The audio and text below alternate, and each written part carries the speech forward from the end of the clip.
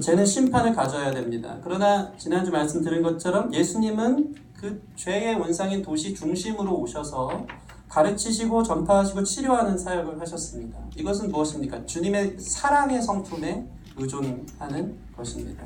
심판받아야 할 공의의 성품 안에 주님의 사랑이 도시 가운데 중심에 들어오셔서 그들을 구원해내면서 인도해내는 것, 이것이 바로 공의와 사랑의 주님의 성품에 의존된 하나님의 사역 일하심인 것입니다.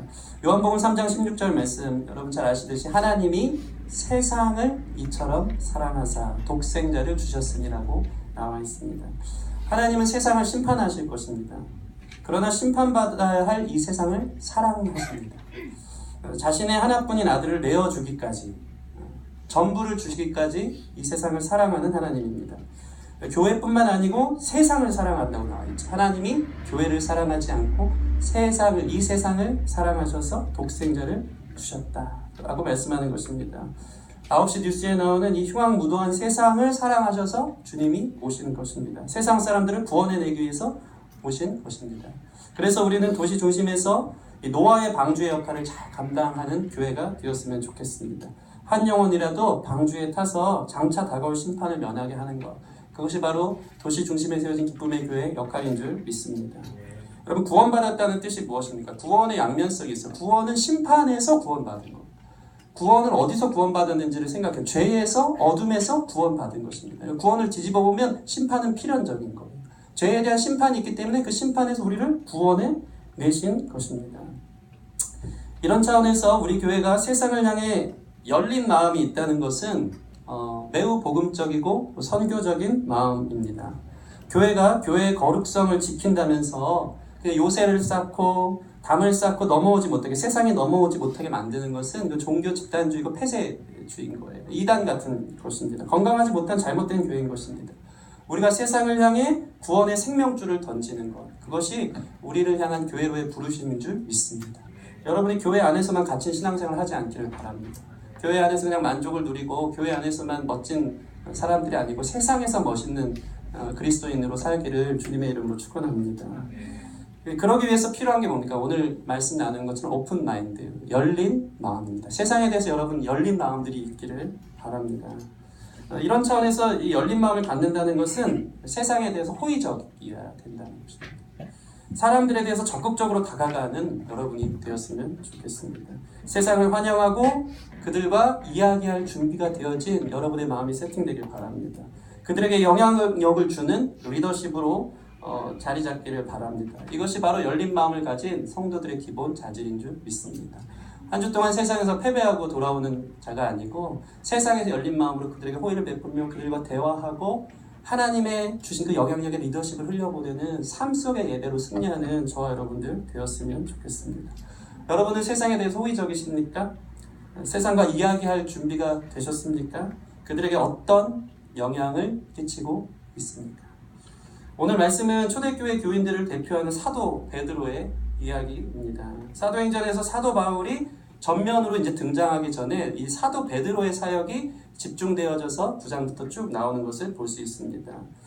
베드로는요, 예루살렘 교회를 대표하는 사도였습니다. 그는 성령의 충만함을 받고 예루살렘을 떠나 사마리아 사람들을 향해서 말씀을 전하고 안수했더니 성령이 임하는 역사를 본 사람이었습니다.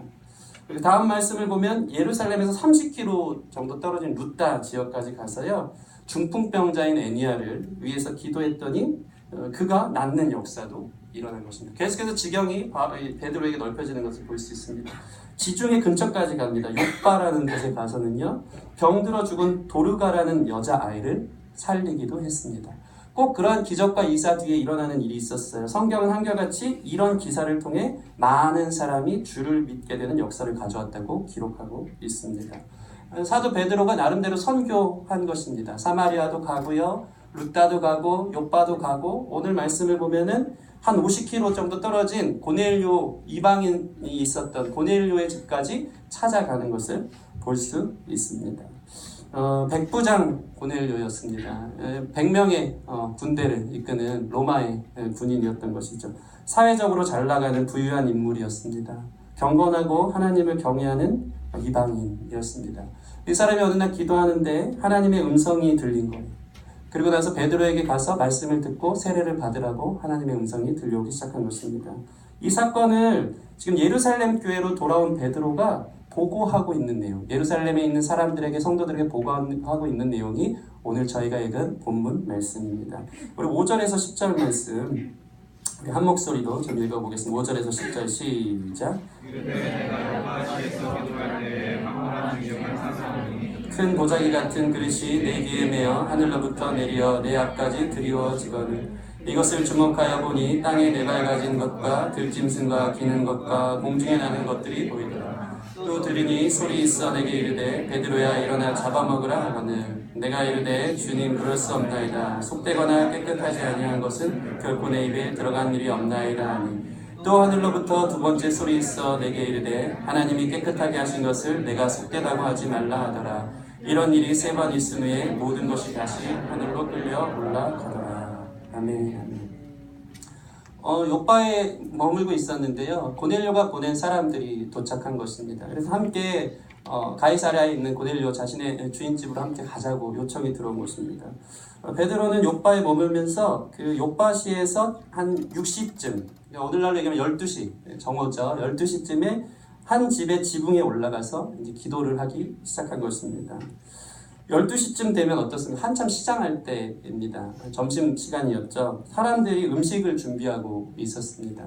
옥상에서 기도하니까 음식 냄새가 이렇게 밑에서부터 이렇게 폴폴 올라오기 시작한 것입니다. 저희 읽은 내용을 제가 설명해 드리는 것입니다. 베드로는 배고팠어요. 시장한 가운데 기도를 했는데 그가 졸면서 기도했는지 아니면 깊은 임재 속에서 기도했는지 모르지만 성경은 정확하게 황홀한 중에 환상을 보고 있다라고, 기도 중에 황홀한 중에 환상을 보고 있다고 표현하고 있습니다. 저희가 읽은 5절 말씀에 내가 욥바시에서 기도할 때에 황홀한 중에 환상을 보니, 배고팠나 그런지 모르지만 하늘에서 갑자기 음식들이 이렇게 보자기에 쌓여서 내려오기 시작한 것입니다. 어떤 거였습니까? 딱 보니까 각종 그 유대 법에 의해서 각종 부정한 짐승들과 좀 이렇게 더러운 곤충들이 그 안에 이렇게 꿈틀거리고 있었던 환상입니다. 유대인의 율법에 부정한 음식이 그곳에 이렇게 차려져서 하늘에서 내려오고 있었던 것입니다. 유대인들은 이것을 먹는 것을 금했습니다. 근데 그게 내려오는 거예요. 그리고 하나님의 음성이 들려옵니다. 일어나 잡아 먹으라. 이것을 먹으라. 기도 중에 그런 환상이 보인 것입니다. 베드로가 어떻게 했습니까? 이거 부정한 거예요. 자신의 문화와 전태까지 자라온 자신의 어떠함을 볼 때 이것은 부정한 것이었습니다. 그래서 베드로가 얘기합니다. 그럴 수 없습니다. 그런데 그때 두 번째 소리가 납니다. 하나님께서 깨끗하게 하신 것을 내가 속되다 하지 말라. 내가 깨끗하다고 얘기했으니까 그거 더럽다고 속되다고 하지 말라라고 얘기합니다. 이런 일이 기도하면서 황홀한 중에 3번이나 반복돼요. 다시 내려와서 먹으라. 그럴 수 없습니다. 내가 깨끗하게 했으니 받아 먹어라. 이게 3번이나 반복되는 강력한 사인이 베드로에게 임한 것입니다. 너무 신기하고 이상한 환상이었습니다. 밥 먹을 때가 돼서 그랬는지 참 오해할 수도 있지만 너무 생생한 것이었죠. 3번이나 반복되었던 것입니다. 베드로는 이걸 염두에 두고 그리고 나서 이방인 백부장 고넬료의 집까지 가게 되었고 계속해서 수시로 성령께서 그에게 행동을 언급하시고 인도하기 시작하는 장면이 나옵니다.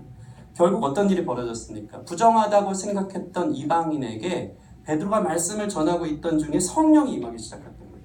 이 성령은 마치 오순절 다락방 초대교회에 이뤘던 첫 성령과 같은 임재가 이방인 고넬료의 가정 가운데 일어난다라고 정확하게 성경은 기록하고 있습니다. 그것을 보면서 이 임하신 성령의 모습이 이런 식이었던 거예요. 말씀을 듣는데 그 고넬료에 있는 집에 있는 많은 사람들이 방언이 터지기 시작하고 예언이 일어나기 시작하고 성령 충만한 모습들이 드러나게 일어나기 시작했다는 것입니다. 베드로는 그들에게 성령으로 세례가 임하는 것을 보았어요. 처음 성령 세례가 임할 때 임했던 그 임함이 이방인들에게 임하는 것을 보았다는 것입니다. 그리고 이렇게 얘기합니다. 그들에게 성령의 세례가 임했으니 내가 물로 세례를 못 줄 일이 뭐가 있느냐 하면서 예수 그리스도의 이름으로 물 세례를 베풀어 이들이 하나님께 속한 백성이라는 것을 선포하기 시작합니다. 11절에서 16절 말씀입니다. 함께 읽어보겠습니다. 시작. 마침 3사람이 내가 익숙한 집 앞에 서 있으니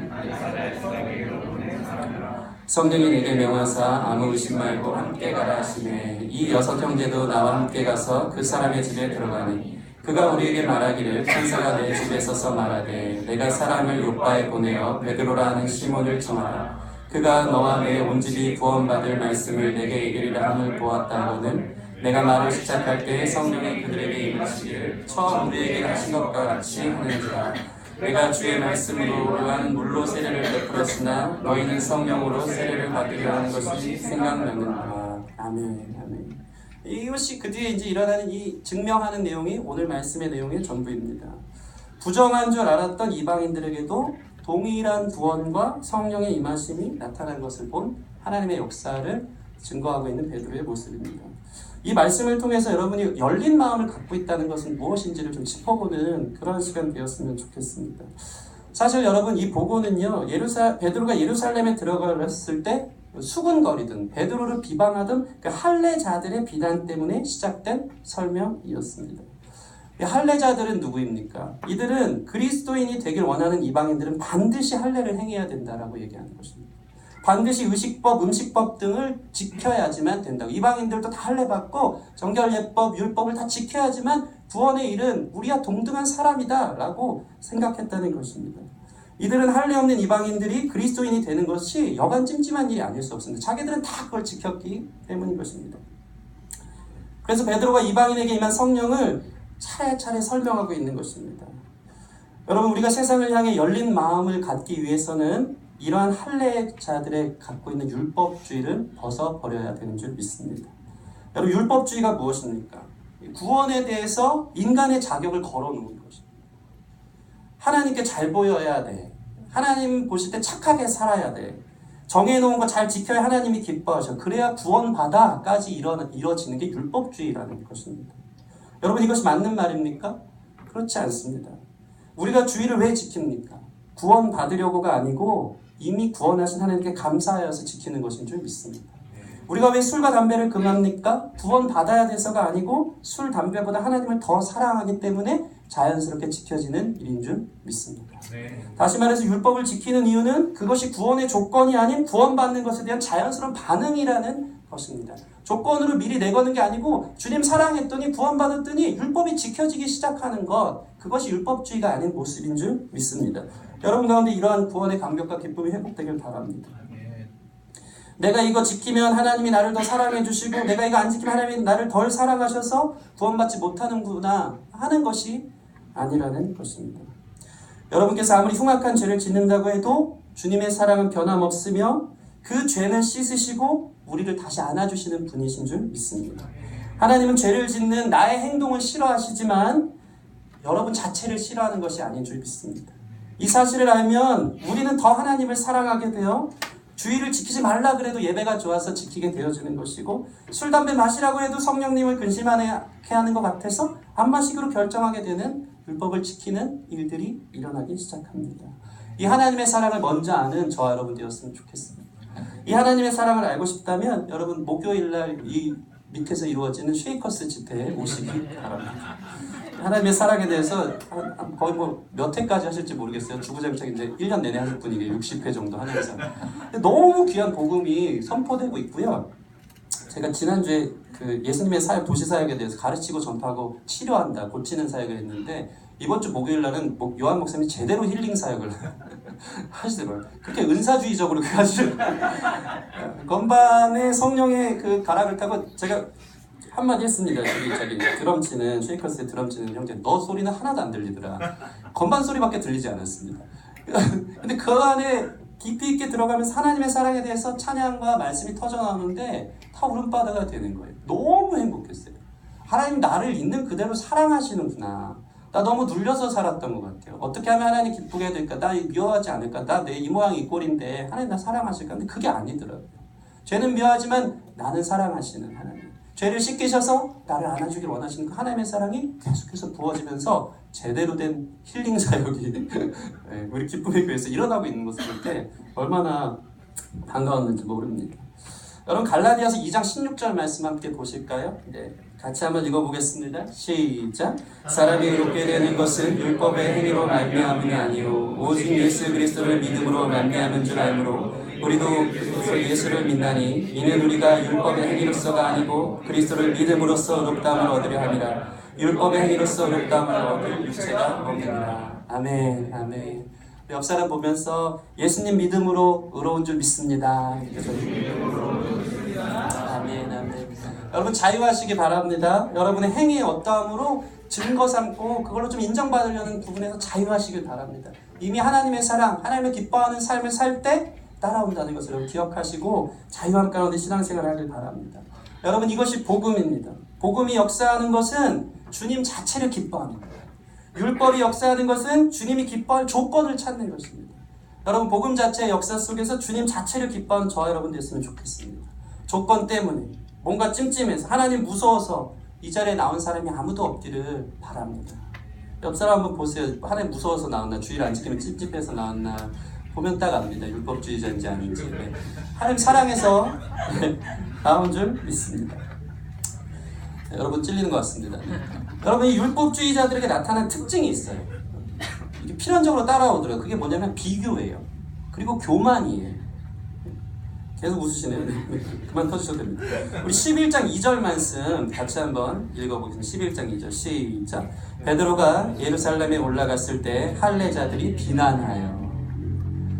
이 율법주의자들 할례자들이 베드로가 이방인과 같이 밥 먹었다고 그들에게 세례 주었다고 비난하기 시작한 것입니다. 어떻게 이방인들이랑 같이 밥을 먹냐 이거예요. 그럼 고대 사회에서 밥 먹는 건 상당히 중요한 것입니다. 고대 사회에서 같이 밥 먹는다는 것은 가족이라는 뜻이에요. 난 너와 함께 교제하고 공유하고 너와 함께 머무는 가족과 같은 존재다. 너랑 나랑 같아 라는 그런 의미인 거예요. 어떻게 베드로 사도가 이방인들이랑 밥을 먹냐? 유대인이면서 율법을 지키는 사람 이러면서 비난의 화살이 쏟아진 것입니다. 할례도 안 하고 예법도 모르는 그들은 부정한데 나는 할례도 하고 율법도 다 지키느라 얼마나 힘든데 쟤네가 성령 받을 자격이 있냐 이겁니다. 쟤네가 구원받을 자격이 있냐 이겁니다. 그러면서 비교하는 거예요. 그러면서 교만해지는 것입니다. 이 생각이 먼저 앞서는 것입니다. 자기는 이런 거 다 지키는데 남들은 지키지 않는 게 기분이 나쁜 거예요. 그래서 지키는 자기 자신들이 우월하다고 생각하는 것입니다. 자기들이 이런 거 다 지키는데 그런 거 지키지 않는 사람들 하나님이 사랑하신다는 것을 참 못마땅하게 여겨지는 것이 율법주의자들의 생각인 것입니다.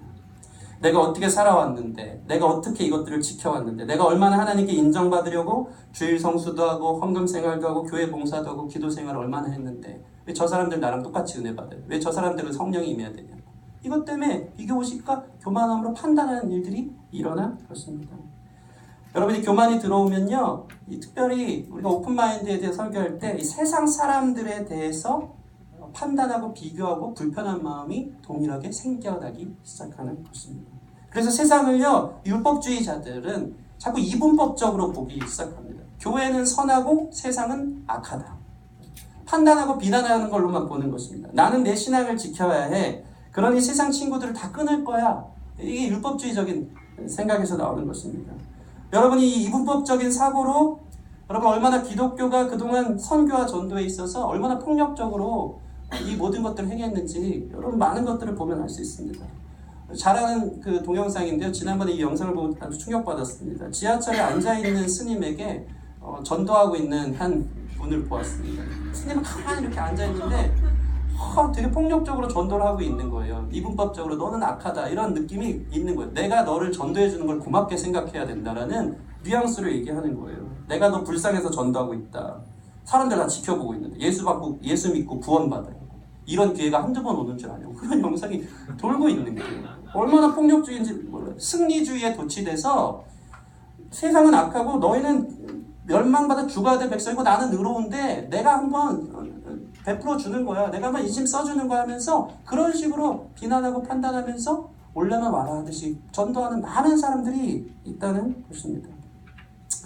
예전에 한 선교단체는요 이런 적이 있었습니다. 한 10년 전 일이죠. 학교에 있는 단군 신상들을 다 우상이라고 생각하면서 밤에 가가지고 단군 신상 목을 베는 일들이 있었습니다. 아시는 분은 아실 것입니다. 단군 신은 그 신이 하나님이 아니다면서 파괴적으로 학교마다 다 목을 치는 일들이 있었습니다. 이게 얼마나 이분법적인지 사고인지 몰라요. 세상은 악하고 교회는 선하다. 너희는 다 부정해. 너희는 다 심판받아야 돼. 너희가 사는 꼴을 봐. 너희들 행하는 그 죄를 봐. 이러면서 우리는 의로워. 내가 얼마나 하나님 사랑하기 위해서 열심히 사는데 이러면서 세상을 다 심판하려고 다니는 이런 사람들이 많이 있다는 것입니다. 물론 세상과 우리는 문화적으로 다를 수 있습니다. 말하는 방식이 다르고 생활 방식이 다릅니다.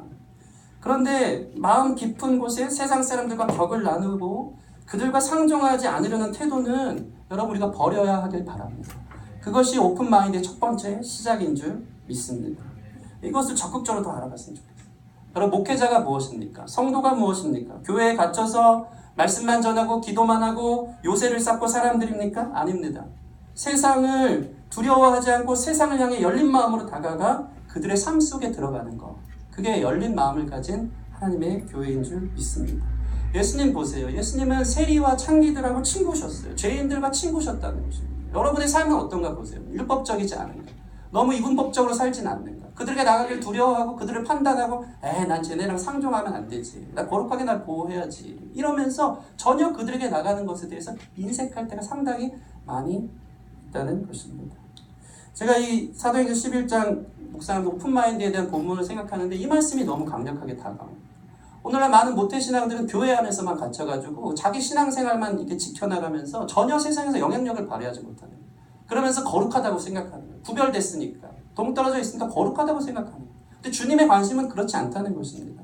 세상 사람들 사랑하셔서 독생자를 주신 줄 믿습니다. 그들에게 나아가라고. 그들 앞에 복음을 전할 수 있도록 그들과의 관계를 만들어가라고 주님께서 말씀하시는 줄 믿습니다. 여러분 교회 문화에만 적응해서 사는 사람들 안 되길 바랍니다. 여러분 이것이 참 쉽진 않습니다. 예수님이나 가능한 일 같습니다. 그러나 주님은 말씀하십니다. 거기까지 이르라고. 그 사람들을 나는 사랑한다. 그들도 나의 자녀라고 말씀하십니다. 이런 부분에 있어서 열려있는 마음이 있기를 바랍니다.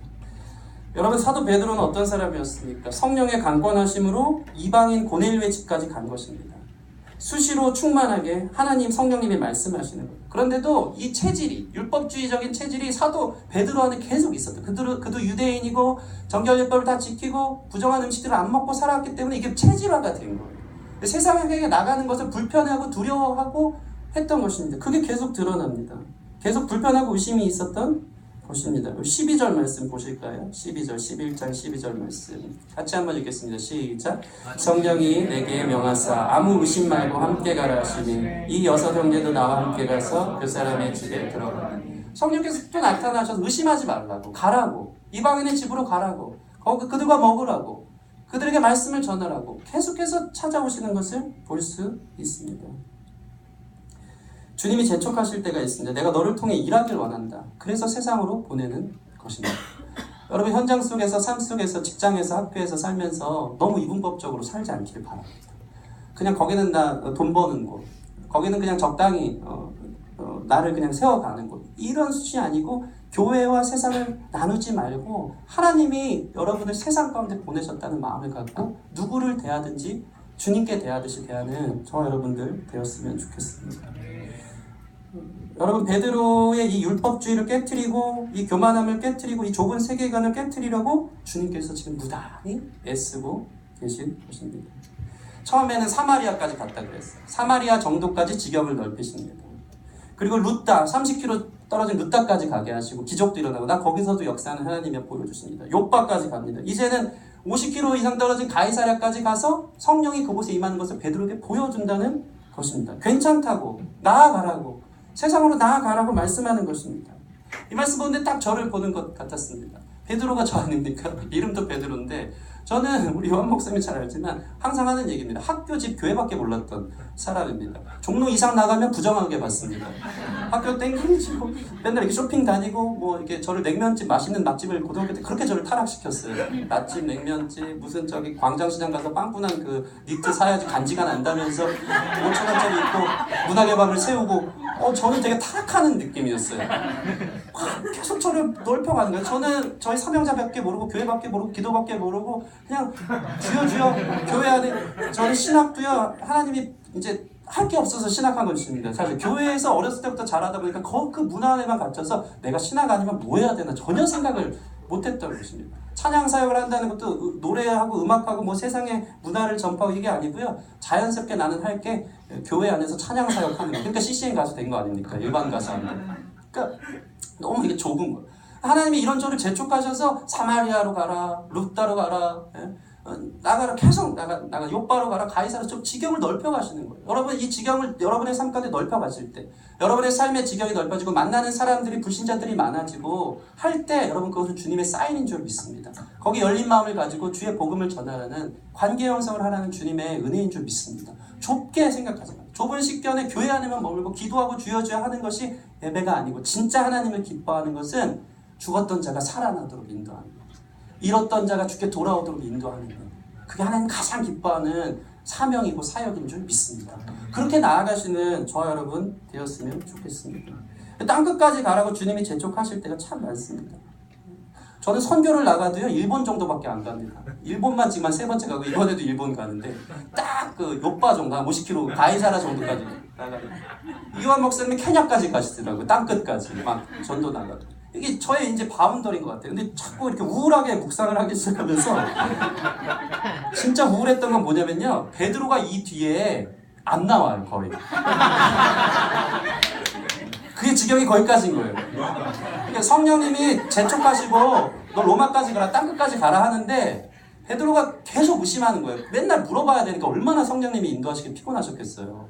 괜찮다고 가라고, 정복하라고, 거기서 복음 전하라고, 그들에게 세례를 베풀라고, 부정하지 않다고, 환상 보여주고 계속 성령께서 인도하는데 얼마나 피곤하냐 이 말이에요. 그러니까 나중에 하나님 이게 포기하신 것 같아요. 그 뒤에부터 사도 바울이 등장하는 거예요. 이방인의 사도 바울이 등장해서 땅끝까지 복음을 전하는 일들이 있는 거예요. 사도 바울은 성령 충만했어요. 베드로도 성령 충만했는데 이 자기의 좁은 세계관을 벗어나지 못한 것입니다. 그 고정관념이 너무 셌었던 거예요. 교회 문화에만 갇혀있는 여러분의 고정관념이 깨어지기를 바랍니다. 세상에 나아가세요. 지경을 넓히세요. 거기에 영향력을 발휘하는 것이 진짜 예배인 줄 믿습니다. 그러니까 하나님이 오죽하면 부정한 음식을 환상을 통해 먹으라고 3번이나 나타나십니까? 여러분 재밌는 게 뭔지 아시는 게, 영어 성경을 보면서 제가 또 감동했습니다. 요즘 영어에 계속 배우고 있어서 잘 다 들어옵니다. 단어 하나하나가. 일어나 잡아 먹으라. 이게 영어로 표현하면 get up, Peter, kill and eat 라고 나옵니다. 상당히 유럽식 발음입니까? 네. 강력한 호주식 발음. get up 하는 거예요. 괜찮아, 피터, 일어나, 재촉하는 거예요. 너 이거 먹는다고 부정해지는 거 아니야. 너 거기 간다고 부정해지는 거 아니야? 막 이런 얘기 때 다들 갑자기 클럽으로 나가기 시작하고, 여러분들 적용한다고 막 술집에 나가서 막 못 나오고 이런 일 없었으면 좋겠습니다. 근데 두려워하지 마시고 일단 나가세요. 나가셔서 경험하고 깨어져 보고 한몇해 선을 이루시는 하나님 계신 줄 믿습니다. 네. 그걸 경험하세요. 하나님 세상 속에서 살아계신 줄 믿습니다. 훨씬 강하세요. 너무 막 음악 듣는 것도, 우리 이번에 저기 문화 윤영 목사님 북콘서트 갔는데 너무 지경이 넓으셔. 그분 뉴에이지냐 아니냐 막 이런 거 걱정하고, 백워드 매스킹이냐 아니냐 막 이런 거 걱정하면서 너무 옹졸하게 그거 지키려고만 하는 크리스찬들이 너무 많은 거예요.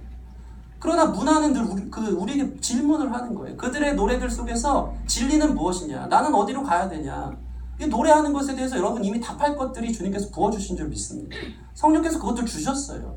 그래서 세상으로 나아가는 여러분 됐으면 좋겠습니다. 좀 표현을 해드릴게요. 깨러 일어나, 재촉하십니다. 내가 할 일이 있어서 그래, 일어나 나가라고 말씀하는 것입니다. 나가세요. 지금 막 일어나 나가고 막 갑자기. 여기서 와닿는 게 있어요. 잡아먹으라가 물론 수거적 표현이겠지만 kill and eat라고 나와 있는 거예요. 먼저 죽이라는 거예요. kill, 그리고 먹으라는 거예요. 이게 무슨 의미입니까? 여러분 안에 있는, 죽여야 하는 거예요. 여러분 안에 있는 율법주의적 사고를 죽여야지 세상을 향해 나아갈 수 있을 줄 믿습니다. 세상에 대한 이분법적인 사고, 세상은 부정하고 교회는 승리했고 나는 교회에 머물러야 거룩하다라는 것을 죽이세요. 죽일 때 우리는 세상으로 나아가는 열린 마음을 가진 사람이 될 줄 믿습니다. 교회가 세상보다 우월하다는 생각을 버렸으면 좋겠습니다. 교회가 거룩한 것이 아니라 여러분 안에 계신 성령님 때문에 교회가 거룩한 것인 줄 믿습니다. 그 성령님이 여러분의 삶 가운데 계셔서 세상에 나가도 거룩함을 유지하고 수시로 그때 살아계신 하나님의 음성들이 들려지는 것인 줄 믿습니다. 저희 302호, 저희 502호 사는데요. 302호에 사는 한 누님이 있습니다. 이제 저희 해림사무랑 교제를 많이 하는데 화장품을 그렇게 판매하시는 분인데 1년 내내 주구장창 만나서 저희 해림사무랑 교제만 하면요, 꼭 끝은 복음을 전하는데 화장품 사라고, 메리케이 이거 짱이라고 하면서 마사지 해주고 관리해주고, 한 번만 와보라고. 전도를 해도 저는 그렇게 해야 되는구나. 이게 진돗개 전도구나. 음식 갖다 주고 애들 막 하고 하면서도 맨날 끝에 나오는 건 화장품 이거 진짜 한 번만 쓰고. 그러면서 하는 말이, 야, 나는 꿈이 있어. 완전 복음을 가진 사람인데 10년에 나 이렇게 해서 나 잘 살 거야. 나 내 집 큰 집 가서 살 거야. 나 성공할 거야. 우리 자식 보란 듯이 키울 거야. 이렇게 이제 다가오는 그 300유 영상 죄송합니다. 우리 교회 올 수도 있는데. 근데 우리는 어떠냐면요. 저는 되게 방어적인 거야. 그 누나랑 그 언니랑 친하게 지내지 말라고. 그러다 너 화장품 몇 판 원 된다고. 와이프한테 막 그러면서 한 번만 오라 그러는데 계속 안 된다고. 관계 끊으라고. 그게 제 수준인 거예요. 너무 베드로 같은 거예요.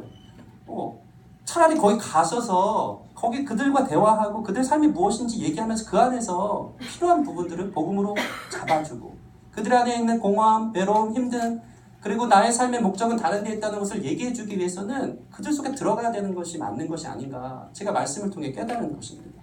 그래서 저희 와이프에게 한번 가보라고 다시 새롭게 권면해서 다음 주인가 한번 가기로 했습니다.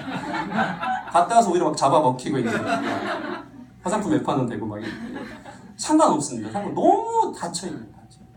너무 크리스찬인 것을 감추고 사는 거예요. 너무 두려워하는 거예요. 우리 저희 빌라에서 제가 목사인 것을 아는 사람들이 얼마나 될까? 너무 감추고 있는 거예요. 너무 감추고. 여러분 삶의 주변에 여러분들이 하나님 믿는 사람이라는 걸 알고 계십니까? 여러분 이것들을 드러내고 나아가는 여러분의 모습이 되었으면 좋겠습니다. 여러분 기도 많이 하시고 여러분 주변의 세상 친구들과의 만남을 꺼려하지 말고 자주 가서 얘기하고 함께 그들과 대화하며 마음의 문을 여는 살아있는 사람들 되었으면 좋겠습니다. 수평이동 말고 그냥 다녔던 사람 데리고는 중요하죠. 근데 진짜 복음이 살아서 역사하는 정말 교회 한 번도 다녀보지 않은 그 사람들이 여러분의 삶을 통해 돌아오는 일들이 기쁨의 교회에 넘쳤으면 좋겠습니다. 여러분 세상 사람들을요 주님은 사랑하십니다. 그들이 돌아오기를 바라십니다. 그곳에 주님의 기쁨이 있는 구원받은 여러분의 세계에 갇혀서 좁은 식견으로 세상을 바라보지 않기를 원합니다. 그게 돌아온 탕자를 대하는 첫째 아들의 모습, 첫째 아들 증후군이었던 것입니다. 아버지 눈치 보면서 집에만 있었어요. 아버지 집에서 온갖 일들은 다 했는데 죄만 짓다가 돌아온 탕자를 향해 잔치를 베풀어 주시는 아버지가 너무 싫었던 거예요. 그러니까 잔치도 참여 안 합니다. 이게 율법주의적인 신앙인들의 모습인 것입니다. 우리를 사랑하는 하나님은 동일하게 세상 사람들, 지금도 지나가는 저 많은 수많은 사람들을 사랑하는 줄 믿습니다. 아버지 마음에 가장 합당한 태도는 무엇입니까? 하나님 아버지의 마음이 어딜 향하고 있는지, 저 방황하고 있는 저 사람들을 향하고 있다는 걸 생각할 때 거기에 우리 초점을 맞추는 것. 그것이 아버지 마음을 기쁘게 해드리는 모습인 줄 믿습니다. 여러분 도시는 죄의 온상이며 세상 문화는 타락했습니다. 그런데 신기한 것은 지난주 얘기한 것처럼 심판받아야 될 땅인데 계속 유지는 되고 있어요. 계속 진행되고 있어요. 계속 발전하는 것처럼 보여집니다. 왜 그렇습니까? 바로 심판이 임하지 않는 이유가 무엇입니까? 주님께서 오래 참고 기다리시기 때문인 줄 믿습니다. 이게 중요한 것입니다. 여러분 하나님의 오래 참음은요. 하나님의 일반 은총에서 드러나는 거예요. 쉽게 설명해 드리겠습니다.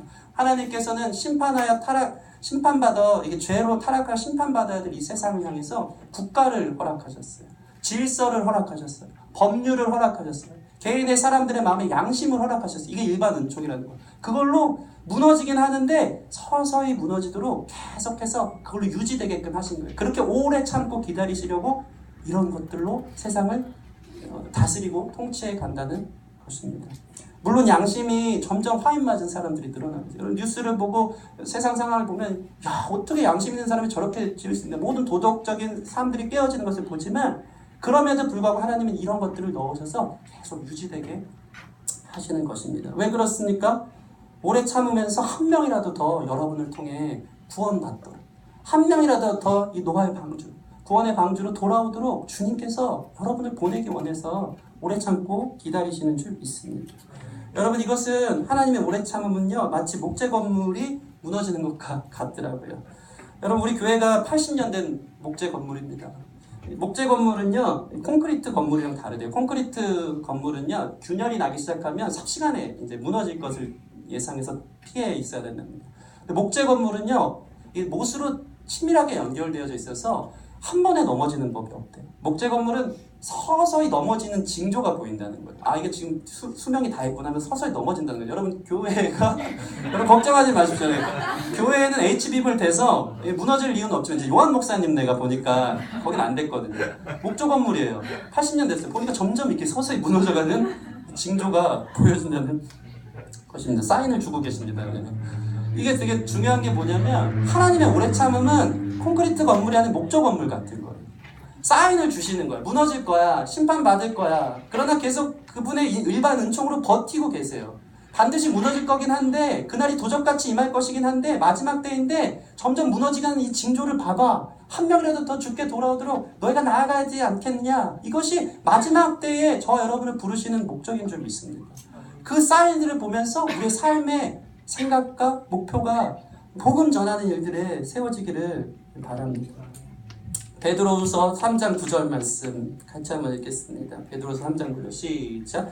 주의 약속은 어떤 이들이 더디다고 생각하는 것 같이 더딘 것이 아니라 오직 주께서는 너희를 대하여 오래 참으사 아무도 멸망하지 않고 다 회개하게 이르기를 원하시니라. 아멘. 이게 열방과 세상을 사랑하시는 주님의 마음인 줄 믿습니다. 아무도 멸망하지 않고 다 회개하게 이르기를 원합니다. 그 마음으로 여러분들이 나아가기를 원합니다.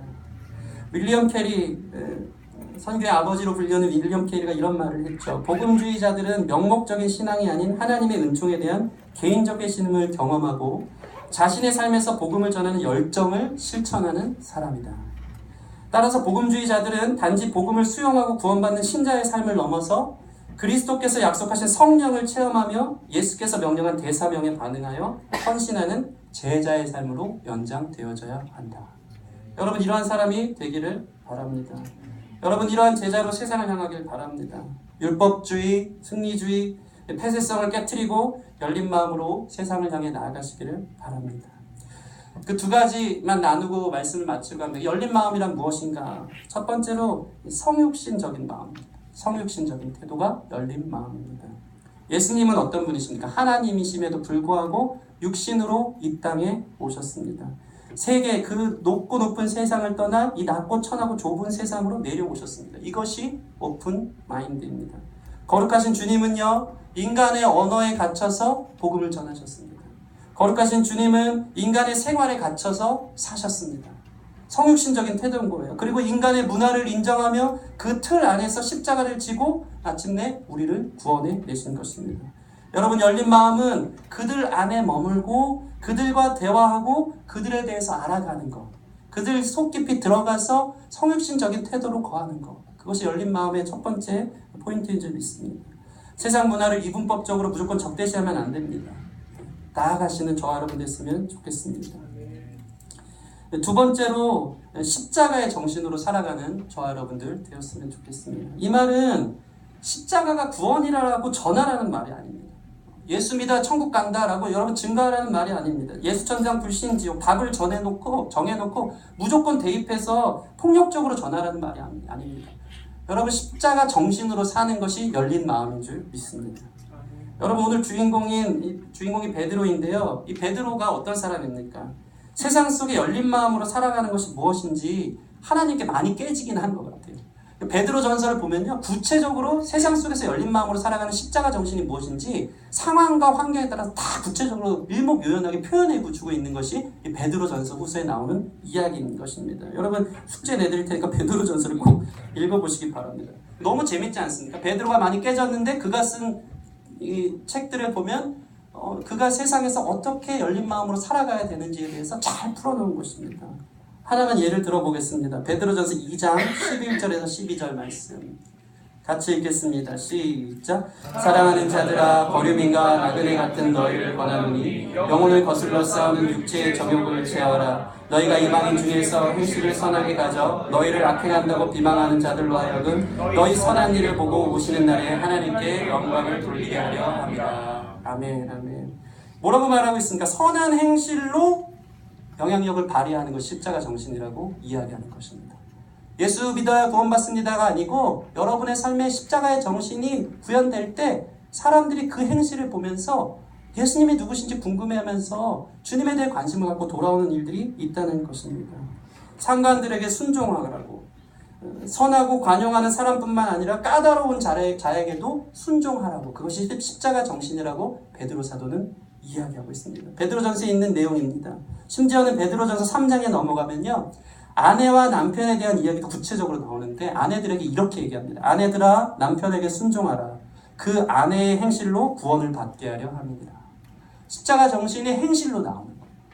남편이 구원받게 하기 위해서 아내들이 남편에게 순종하는 일들이 일어나야 한다는 것입니다. 이 모든 초점이 구원의 통로가 되기 위한 십자가의 희생과 섬김과 사랑의 실천으로 담겨져 있습니다.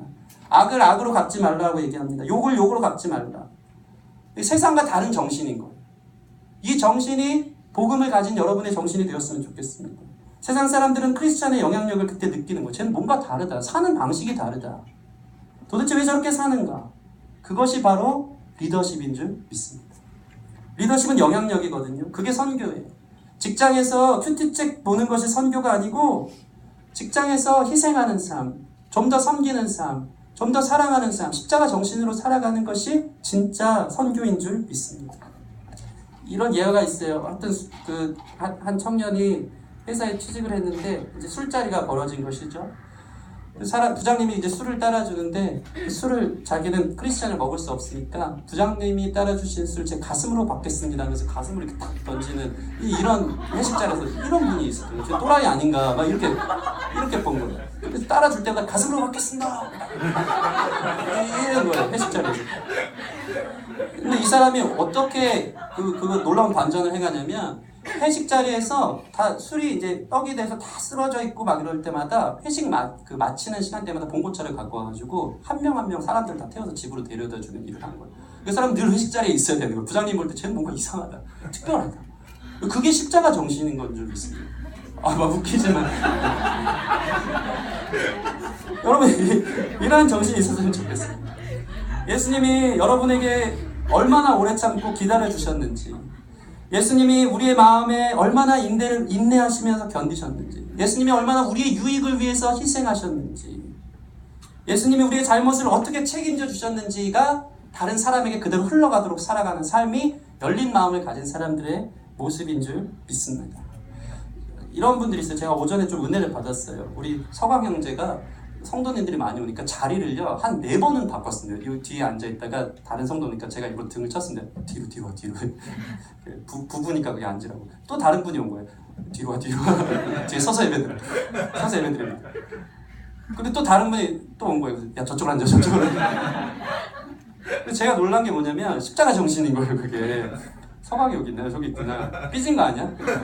알고 봤더니 삐지고 전혀 십자가 정신 없고 막 시험 들고 나도 예배 드리러 왔는데 이제 괜히 아름답게 포장하는 걸 수도 있지만 제가 보면서 은혜 받은 게 뭐냐면 십자가 정신이 희생이라고 할 때 작은 자리 욕심 하나 갖고 있는 성도들도 참 많이 있는 거예요. 여기 내 자리인데 여기 내가 앉아 예배드리고 여기서 은혜 받아야 돼. 내가 먼저 와서 기도하려고 준비했는데 이런 옹졸한 생각들을 버리고 다른 사람을 위해 내 자리를 기꺼이 내어주는 거, 그게 십자가 정신, 그게 열린 마음인 줄 믿습니다.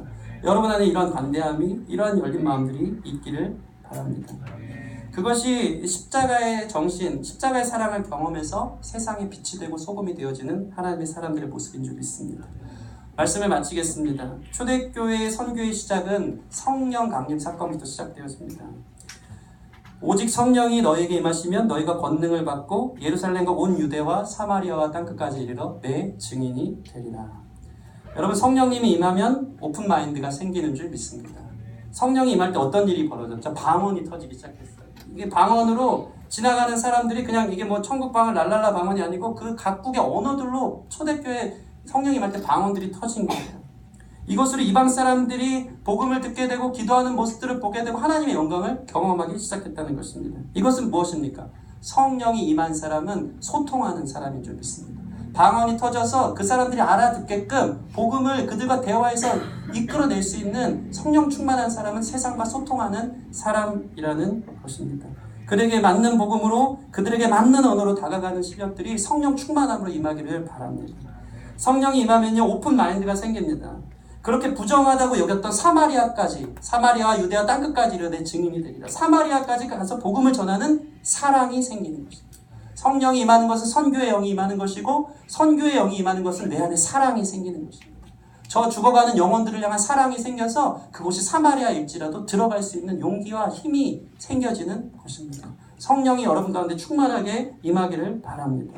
성령이 임하니까 성육신적인 사역을 하는 거예요. 십자가로 섬기고 희생하는 거예요. 한 영혼이라도 주님께 돌아오게 하기 위해서. 성령이 임하면 오픈 마인드가 생깁니다. 권능을 받아서 여러분의 삶의 지경이 땅끝까지 넓혀질 줄 믿습니다. 성령께서 재촉하시는 거예요. 여러분이 오늘날로 말하면 땅끝이 어디입니까? 세상 속으로, 직장 속으로, 가정 속으로, 친구 속으로, 문화 속으로 나아가서 증리되어지기를 바랍니다. 교회 안에 갇혀있지 않길 바랍니다. 율법주의에 갇혀있지 않기를 바랍니다. 성령께서 가르치시는 대로 증인되는 저와 여러분 되었으면 좋겠습니다. 우리 교회가 이렇게 열린 마음을 가지고 세상 속으로, 도시 속으로 나아가 많은 사람들을 전도하고 구원해내는 주님의 기쁨 되는 교회 되기를 주님의 이름으로 축원합니다.